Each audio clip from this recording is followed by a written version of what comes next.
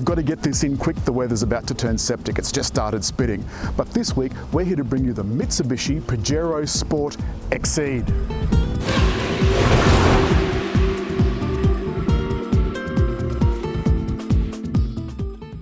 We drove Pajero Sport at the launch about 4 or 5 years ago up on Stockton Sands. Here's a bit of gratuitous sand footage. It proved to be incredibly capable off-road. So now, 4 or 5 years later, they've updated the front to give it this more corporate look. LED headlights front and back, and this built-in bull bar on the top model. The thing about a factory-fitted option like this is that you know that all the sensors are going to work. Not only is that important for parking, but it's also important for accidents. It means your airbags will definitely deploy. If you've got the key in the pocket, you can lock and unlock the door from the front. And also these side steps have been raised slightly in the updated model to give you more ground clearance. And although I think generally Pajero Sport is a great car, I really do not like this at all. Nor do I like the tail lights, which, like the headlights, are now full LED, and they've got some sort of fancy illumination system like this. And the other thing Exceed has is if the key is in your pocket, you can just swipe underneath and the tailgate will open. The other thing, and this is particularly brilliant I think, is that there's a smartphone app as well, like this. And the smartphone app will open and close the door so long as the phone and the key are in your pocket as you approach and as you walk away. This car has 7 seats. And I'm not a 7-seat lover. And I'll show you why. There's not a whole lot of space behind. And there's only enough room here for 5 Coles bags. If you pile them double height, the second you open the door, they fall out. So that's not ideal. Then there's the way these seats fold flat. Because this is a 7-seat model, the third row seats are probably sitting flat most of the time. But when they are, yes, it gives you a flat floor in just the back bit, but the seat squab tumbles forward, leaving you not a flat floor. There's also not a whole lot of leg room in the back, but there are 2 cup holders, some air conditioning outlets, and around there's a power outlet. And instead of the spare tyre being inside the car where you have to unload everything if you get a flat, the spare tyre here is up underneath the car. Getting in the back is much easier than getting in the front, believe it or not. There's tons of space with the seat set for me, mat pockets behind each seat, and also there's a USB outlet, 150 watt power outlet, air conditioning vents and lighting controls. And you sit above the passengers in front. This is really, really nice. Like I said, getting into the front is a little more difficult because this comes down quite low. But the front is incredibly comfortable. The leather appointed seats have power adjustment for the driver, but there's no lumbar control. There's seat heating, but there's no seat cooling. The front is where most of the changes have come about. The driver has an 8-inch digital screen replacing all driver instruments, and there's another 8-inch screen here in the sound system, which includes Apple CarPlay. Hurrah! The center console has been completely redesigned. The 8-speed shifter is front and center. There's the shift on the fly controls for 4-wheel drive, high and low ranges, and things like downhill descent control. There's also power outlets in the front, bottle holders, a couple of cup holders here, and the center console bin with a little tray at the top. Mitsubishi also, when they designed the front console, put a little tray down here so that you can, if you want, put your phone down there, but I wouldn't because I'd forget it. If you want to use Apple CarPlay, of course you've got to have it plugged in. There's a top-down 360-degree view and a normal rear view. If you're going forward though, you can also turn the cameras on and instead you get a front view, which I think is rather good. You can turn that off, of course, at any time. But what it does give you the ability to do is to go to an intersection and be able to put your nose out and see what's in the intersection. Also, if you're trying to get in and out of a car park.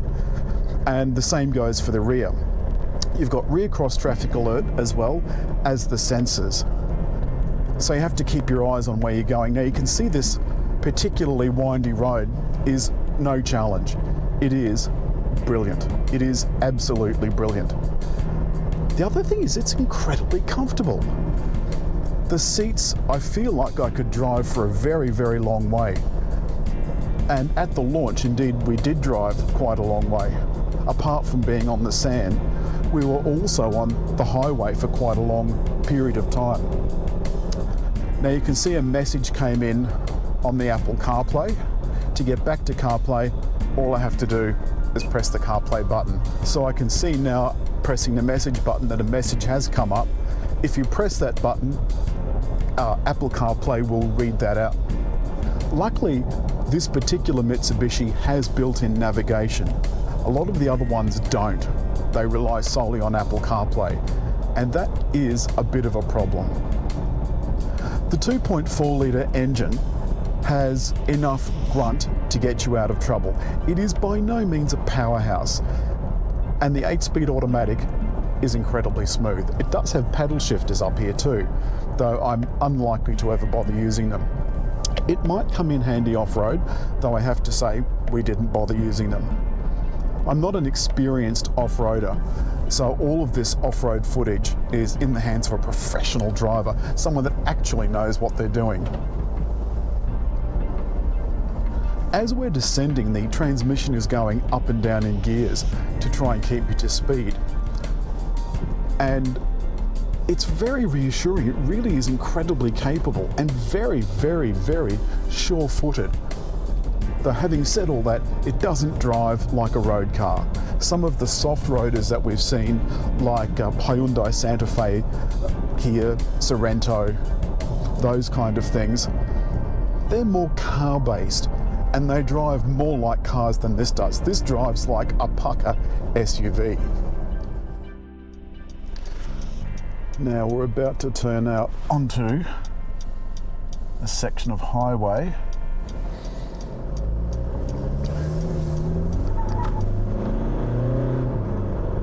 Acceleration isn't too bad.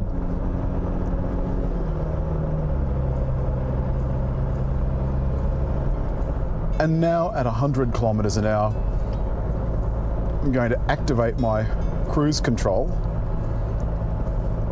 So the active cruise control will keep me a set distance from the car in front. If it sees someone in front, it'll slow down. As well, there's blind spot monitoring, but remember, it's not active. There's no steering assistance in this car.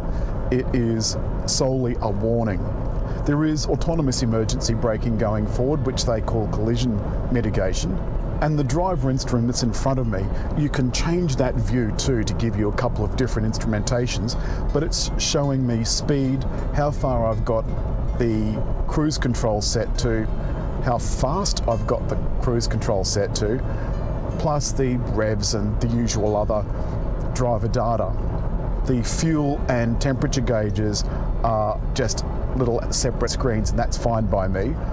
You've got to keep in mind that this was designed primarily as an off-road vehicle, so that's what it's got to be really good at.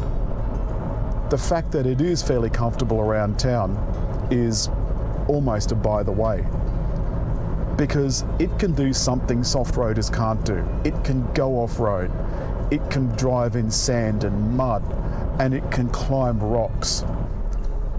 The thing that I probably like the most is the fact that they jazzed up the interior a bit, and it feels properly nice.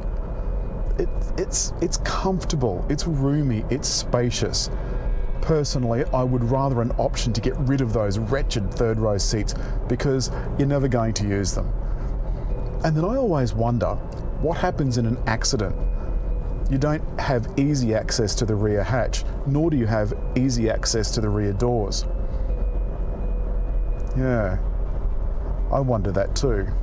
And just because I don't want to waste the footage, here's a little bit more of gratuitous sand driving. The range starts much lower, of course, but Exceed is the top of the range, and it does come with a lot of stuff that the lower ones don't come with. What you didn't see in the footage just now in the national park was that on those really narrow roads, on the tight bends, don't ever be tempted to grab a handful of lock in a tight corner. Go into them slowly. This is a big, tall car and it's heavy, and you really notice it in those corners. This, as I said, is $10 under $60,000, and that's a drive-away price for private buyers. I really like the interior. I like the new set out of the center console, and I love the driver instruments. I particularly like the really clever phone app. If you can ignore those taillights, Mitsubishi Pajero Sport is actually a really nice car, and Exceed is particularly so. I love it on the road, but remember, it does drive more like a Triton than a soft roader. Nonetheless, this is incredibly comfortable on and off the road. Here's a little bit more sand driving just because I love it so much.